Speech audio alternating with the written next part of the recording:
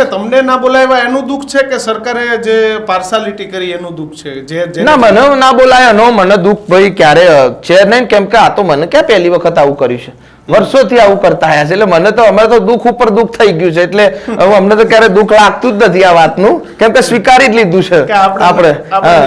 હા, પણ 2 મિનિટ હું વાત પૂરી કરીશ. પણ નાનામાં નાના કલાકારને તમે બોલાવજો એના માટેની અરજી છે.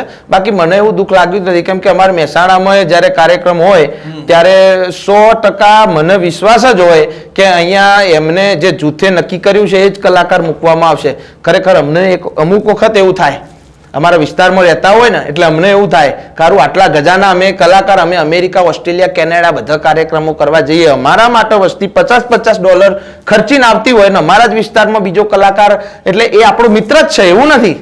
પણ તમને આજે તમારા જ ઘરમાંથી ઉભો કરીને બીજો આવે તો તમારી જે પ્રતિષ્ઠા છે એને તો 100% નુકસાન લાગે, તમને તમારા સ્વમનને ઠેસ લાગવાની છે પહેલા. એટલે મારે એ જ ખાલી કહેવાનું છે કે એવું ના જ હોવું જોઈએ. દરેક વિસ્તારમાં દરેક નાનામાં નાના કલાકારને મોકો આપો એમ.